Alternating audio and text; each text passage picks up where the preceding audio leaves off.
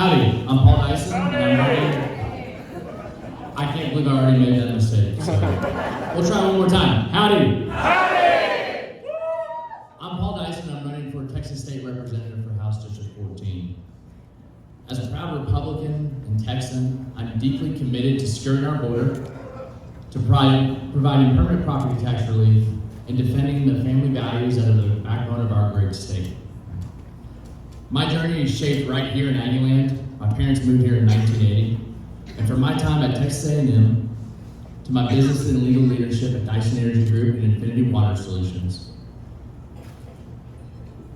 I've garnered extensive experience in the energy sector, which is a sector that is vital to Texas' future.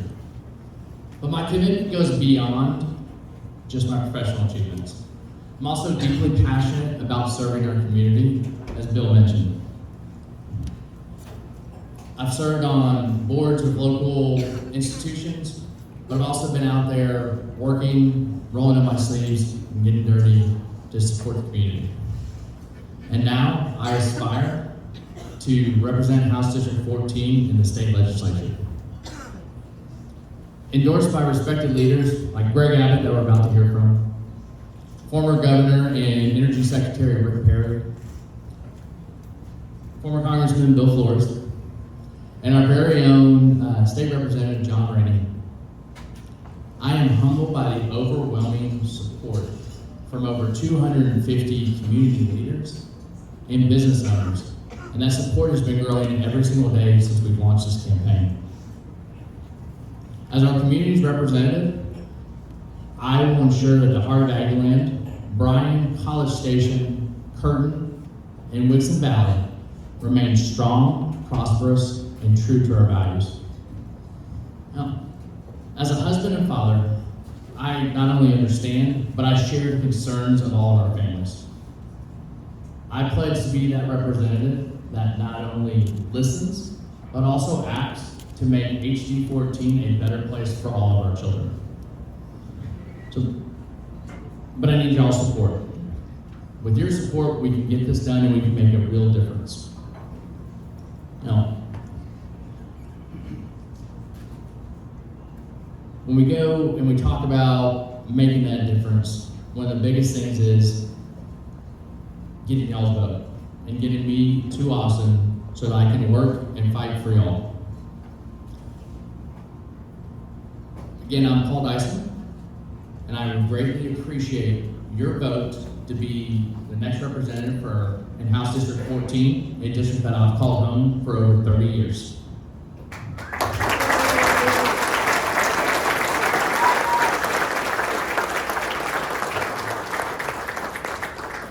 And now, for the moment I'm sure most of y'all have all been waiting for, it is my honor to introduce the man that has done what Joe Biden would not do.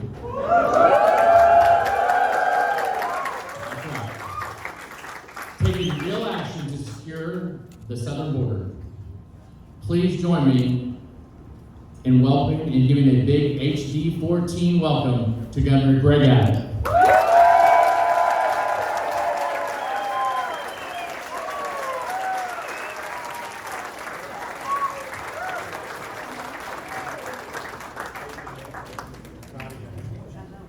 Give it up for Paul Dyson, the next state representative.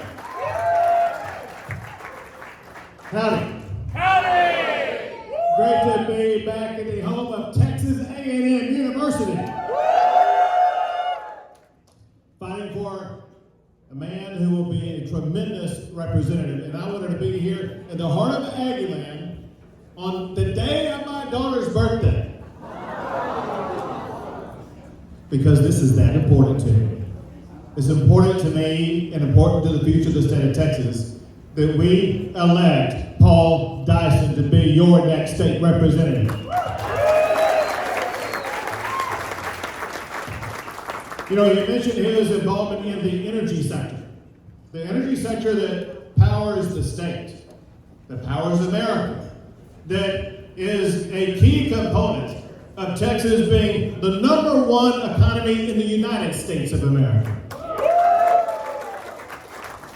Texas ranks number one for the most new jobs added, number one for personal income growth, number one for the most new economic development projects every year that I have been your governor. Texas, get this, because of what you all have done right here, Texas has the 8th largest economy in the entire world.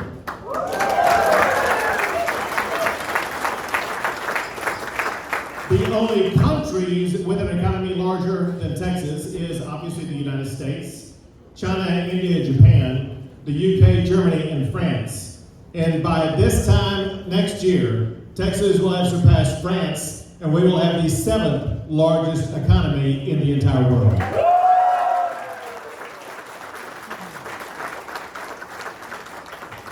We will celebrate with a French fry at the governor's mansion in Austin, Texas. But listen, I need Paul Dyson. I need Paul Dyson in the Texas House of Representatives to help keep Texas on the trajectory of being the number one economy in the United States of America. The second thing that I know he strongly backs is one thing that we worked in part to get done this past session.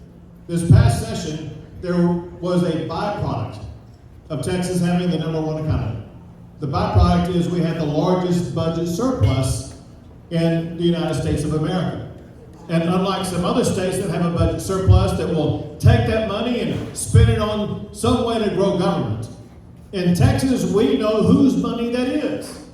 That money does not belong to the legislature or the state of Texas. That money belongs to you, and we return it to you with the largest property tax cut in the history of the United States of America.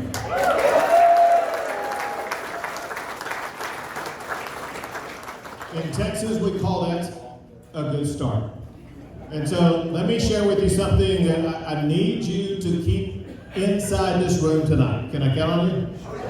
All right, so don't tell anybody, but because our economy continues to grow so much, there's a good possibility that when we go into the next session, after Paul Dyson is elected, we may have close to another $20 billion budget surplus. I need you to send Paul to work with me to make sure we give you another huge property tax cut next session.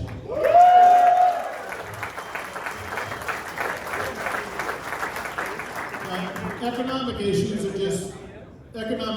are just part of what we have to deal with. Another issue that's a huge challenge in Texas and sweeping across the country is this woke left agenda that's seeping its way into every nook and cranny of our lives. And we worked this past session with a young woman named Riley Gaines. Apparently some of you have heard of Riley Gaines. Others of you may not know who she is. Riley Gaines was, in the immediate past, a top flight swimmer in college at the University of Kentucky. She trained from being a young, yes, right, the SEC. She trained from being a young girl to compete against and beat the very best women. And she did, winning trophy after trophy, championship after championship, until the woke NCAA said that she had to not only swim against and beat other women, she had to swim against a man who identified as a woman. That's outrageous. And so Riley worked with us in the legislature to make sure that they got a bill to my desk that I signed saying no men and women's sports in Texas.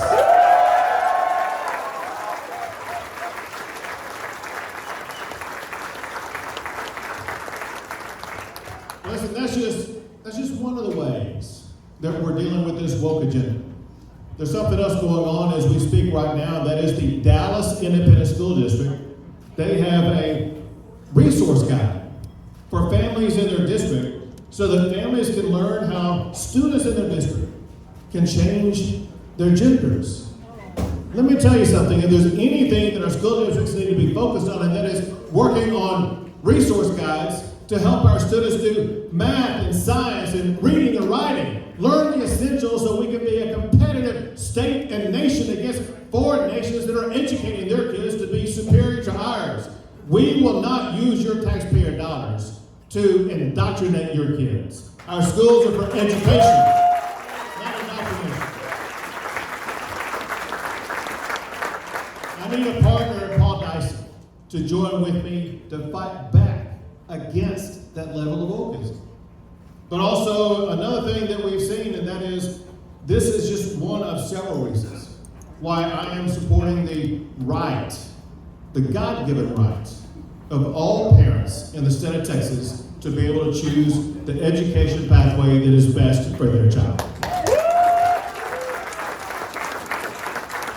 This is an extraordinarily popular issue in this district. The last time we had a Republican primary, just 2 years ago, and there was a ballot initiative on that primary ballot. If you voted in that primary, you voted on this initiative. Do you or do you not support school choice? In his district, 84% of Republican primary voters said yes, school choice for Texas. And we are going to work to make sure we deliver on that promise while also making sure we add $6 billion more to public education, provide teacher pay raises, get rid of the STAR test, provide school choice for all kids, make Texas the best state for educating our kids.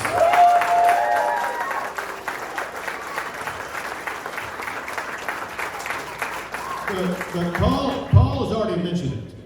The number one issue in Texas, number one issue in his district, is also the number one issue in the United States of America. And that number one issue is standing up and securing our border.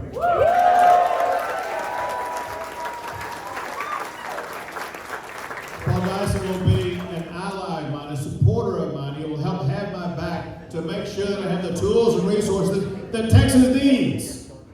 The worst thing that can happen if we had 4 more years of Joe Biden. There you go, let him have it. If we do, let me tell you something, we're going to need 5 more years of Texas leading the charge to secure that border. And we're up to it. So it's been going on so long. It may seem like it's been forever that we've had open borders. Never forget, just 4 years ago, we had the most secure border in 45 years. It's because 4 things were done. 1, Trump put into place the Remain in Mexico policy, the Title 42 policy, the end of catch and release, and build border walls. And that led to all-time record lows in people crossing the border illegally. Then when Joe Biden was put in office, he eliminated all 4 of those policies and then proceeded to ignore laws that are on the books right now that Congress has already passed. You know, he was telling you, his fellow Americans, just last week that he needed Congress to pass a law for him to be able to secure the border. That's a flat out lie. Because on the books, as we gather in College Station tonight, is a law that says that the president must deny illegal entry into the United States of America. Another law requires him to detain anybody who crosses illegally. Not only has he not denied illegal entry, he's aided illegal entry. And not only is he not detained anyone, he has assisted them to go wherever they want, subject to a notice to coming back to a court proceeding maybe 10 years into the future. Chances highly unlikely that's ever going to happen. Bottom line is, because of Joe Biden's refusal to enforce the laws, and because he's not securing the border, Texas and my fellow Texans have faced consequences never before faced. An all-time record high under Joe Biden alone of 8 million people crossing the border illegally. Think about that. More than 3 times the size of Houston, Texas, came across the border illegally under Joe Biden, many of whom were either wanted for murder or committed murder. Even in the Houston area, committed murder. Others who were on the terrorist watch list, who've been apprehended. Listen, if you're on the terrorist watch list, you pay extra to the cartels not to be caught. What Joe Biden does not know, which actually is a lot, but what What the intelligence agencies of the United States of America do not know is the number of people on the terrorist watch list who came across the border undetected, where they are, what they're doing, the dangers they impose. Bottom line is this: when you look at the sheer volume of people coming across the border and the danger that comes with them, Texas both has been in danger, in imminent harm's way, and that's exactly why I declared under Article 1, Section 10, Texas is going to defend ourselves and our state and our sovereignty.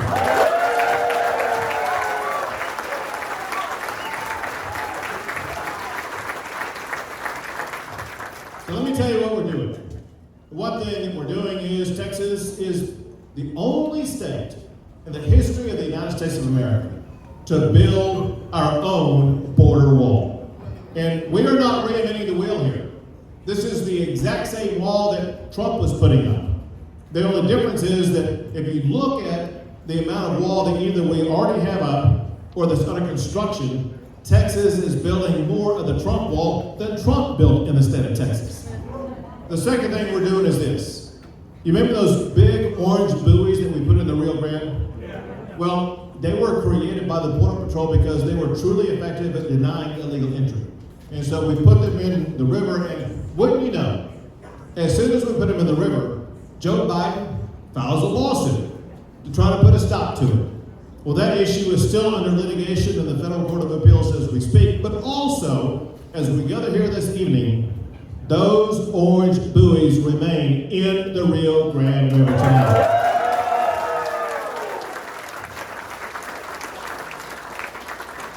And then we have the incredible members of our terrific Texas National Guard. Thousands of them. Thousands of Texas National Guard are deployed to secure the border. As we gather in this country club tonight, they are gathered around razor wire fences that they are building on the border tonight.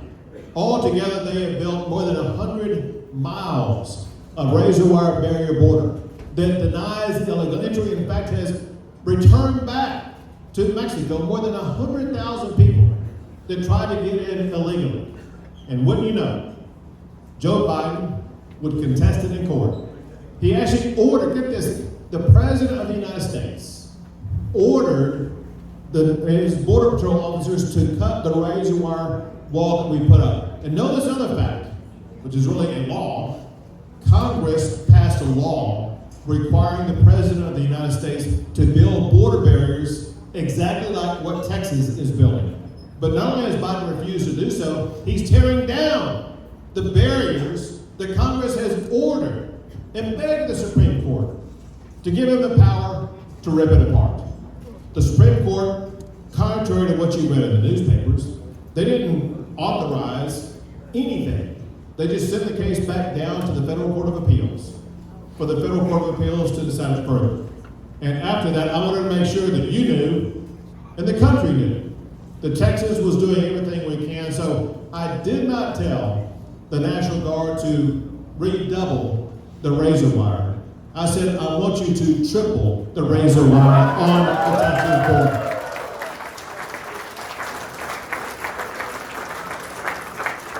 And I also told them to seize that park in Eagle Pass, Texas. That park is called Shelby Park. Shelby Park in Eagle Pass, Texas, was pretty much ground zero for illegal crossings. There sometimes were 3,000, 4,000, 5,000 people crossing a day in that park. If you look at what happened the last 2 days, is an example of what happens when you have a leader with a backbone to secure the border.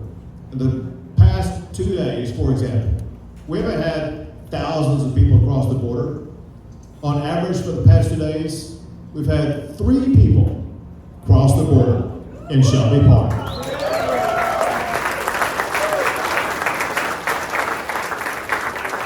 It can be secured if Biden will step up and do it. If not, let me tell you something. His time is over, and we're going to put a Republican in the White House.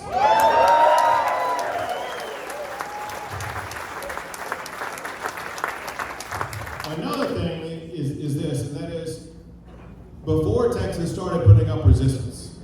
After about a year into the Biden administration, Texas was by far the leading area that the cartels were smuggling migrants through. Texas represents about 2/3 of the entire border between Texas and Mexico. But far more than 2/3 were coming through Texas through Biden's first year.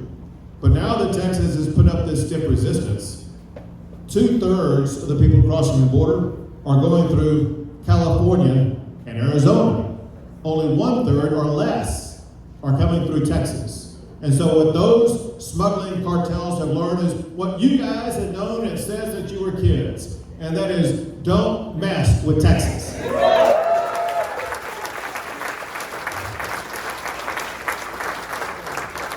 And we're just getting going. And I need Paul Dyson, someone who's committed to securing the border, to be working side by side with me next session. But in the meantime, unless and until Joe Biden does step up and do his job to secure the border, Texas will continue to bus those migrants to sanctuary cities across the entire country.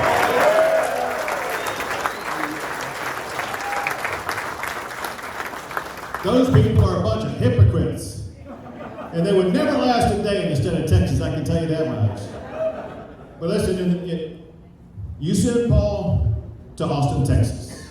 He and I will build a conservative bulwark where we are going to safeguard the conservative values and the freedom that we know right here in the great state of Texas.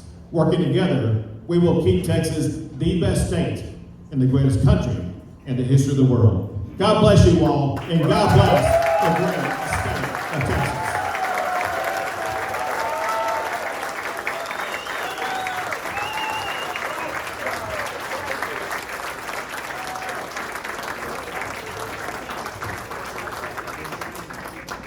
Governor, thank you so much. Just quick comments from me is we're going to do a photo line